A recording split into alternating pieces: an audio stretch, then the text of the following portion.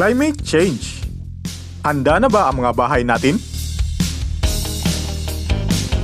Hey guys, welcome to Konkretong Kaalaman. Civil Engineering Simplified para sa lahat.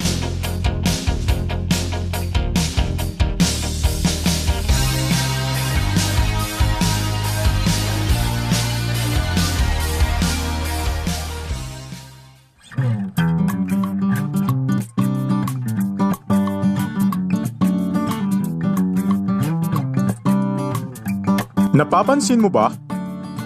Mas mainit na. Mas malakas ang ulan.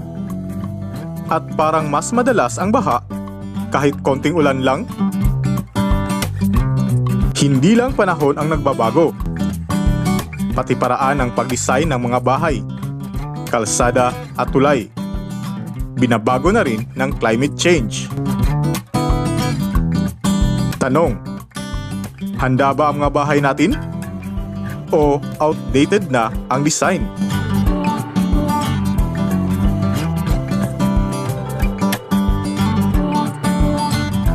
Ang climate change ay hindi lang tungkol sa polar bears o melting ice caps. Dito sa Pilipinas, ramdam na ramdam natin. Mas malalakas na bagyo, mas matinding init, biglaang ulan. Ang pag-unawa sa epekto ng climate change sa infrastructures ay crucial para sa kaligtasan at kabuhayan ng bawat Pilipino.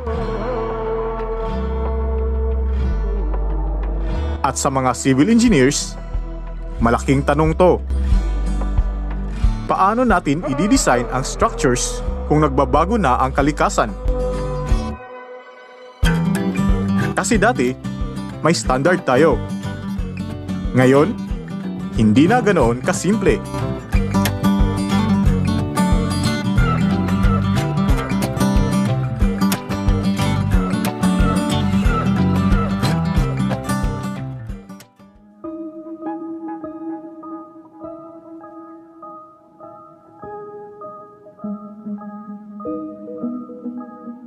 Ganito kasi, ang design ng structures nakabase sa history. Halimbawa, ilang millimeters ng ulan per year. Gaano kalakas ang hangin? Gaano kainit ang temperature? Pero ngayon, hindi na predictable ang data. Parang naglalaro ka ng game, pero nagbabago ang rules habang naglalaro ka. Resulta, under-designed ang drainage. Hindi sapat ang flood control. Mas mabilis masira ang kalsada.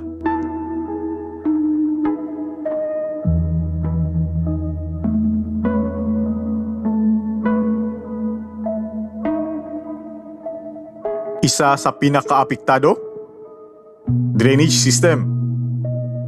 Dati, kaya pa ng kanal.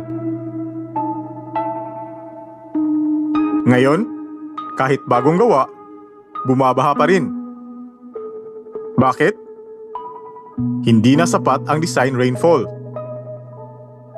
Common mistake? Okay na yan, standard size naman.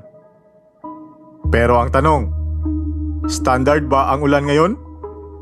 Hindi na. Kaya ngayon, mas malalaki na ang drainage.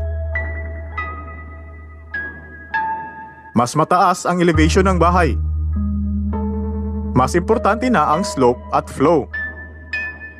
Mas tututukan ang paggawa ng mga retention basins o pansamantalang imbakan ng tubig baha sa ilalim ng mga parke o kalsada.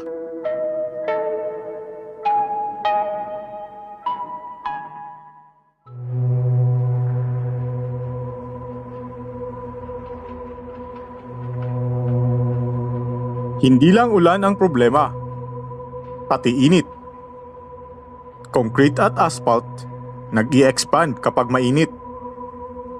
Resulta, bitak sa kalsada, warping ng materials. Mas mabilis masira ang bubong. Parang pandesal sa oven, lumolobo. Kaya ngayon, gumagamit ng heat-resistant materials. Mas light-colored roofs. May insulation na.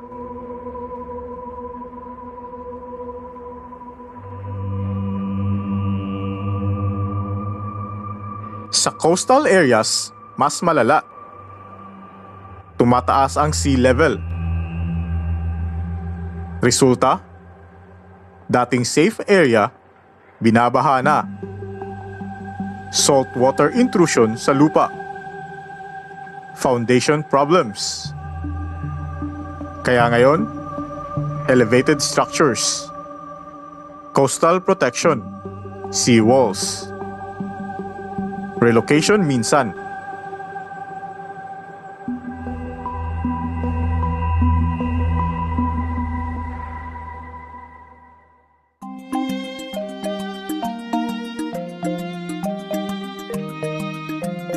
Dahil sa climate change, nag-iiba na ang mindset. Hindi lang pwede na. Dapat kaya kahit extreme. Ito ang tinatawag na climate resilient design. Examples: mas mataas na bahay, mas malakas na structural design. Halimbawa, ang pabago-bagong moisture sa lupa, tuyot versus baha, ay nagdudulot ng paggalaw ng pundasyon. Kaya mas matibay na piles at soil stabilization ang kailangan. Better drainage planning. Green infrastructure. Trees. Permeable surfaces.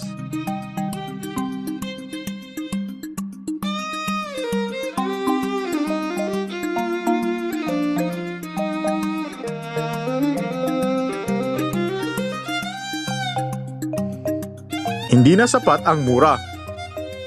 Dapat matibay plus future-proof.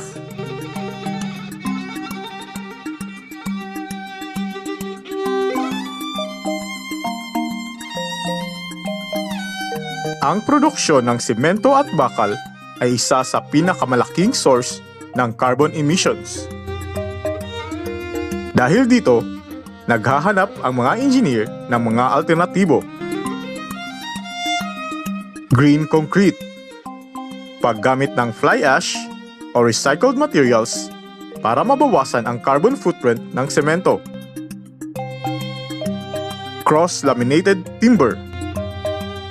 Paggamit ng engineered wood para sa matataas na gusali dahil ito ay renewable at nag-iimbak ng carbon. Recycled aggregates. Muling paggamit ng mga ginibang gusali para sa mga bagong kalsada.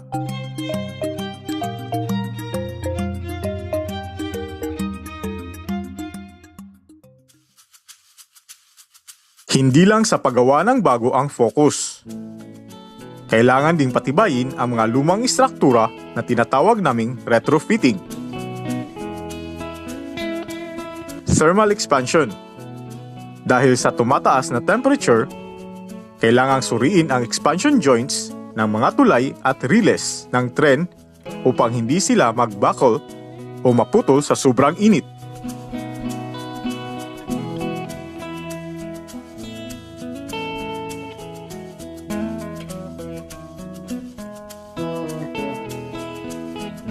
Ang kaalaman sa epekto ng climate change sa mga infrastructures ay importante para sa kaligtasan sa kalamidad.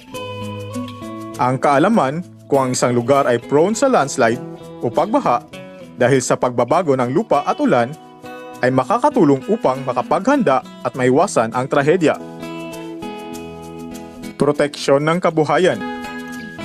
Maraming Pilipino ang magsasaka at mangingisda. Ang mga sirang kalsada o pier dahil sa baha ay nakakaapekto sa pagdadala ng produkto sa merkado. Value for money, taxes. Ang mga kalsada at tulay na ginagamit natin ay pinupondohan ng buwis. Kung hindi ito climate resilient, madali itong masisira, na nangangahulugan ng paulit-ulit na gastos sa pagpapaayos. Pagpili ng ligtas na tirahan. Ang kaalaman sa mga climate resilient building standards ay makakatulong sa mga ordinaryong mamamayan na makapagtayo o makapili ng bahay na ligtas sa malalakas na bagyo at baha.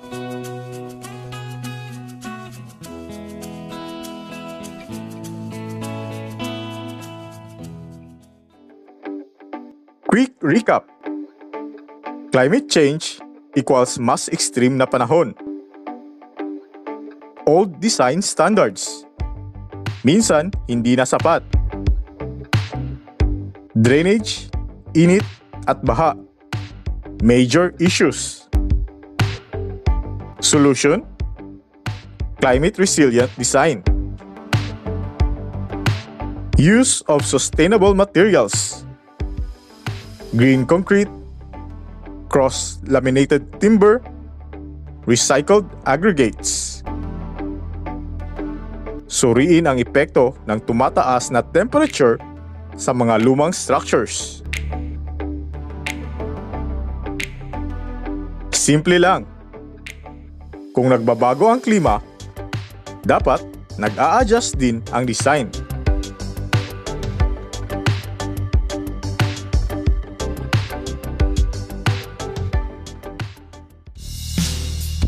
Salamat sa panonood. Kung may natutunan ka today, please like and subscribe sa Konkretong Kaalaman. Comment mo rin, kumusta ang bahay nyo tuwing tag-init o tag-ulan?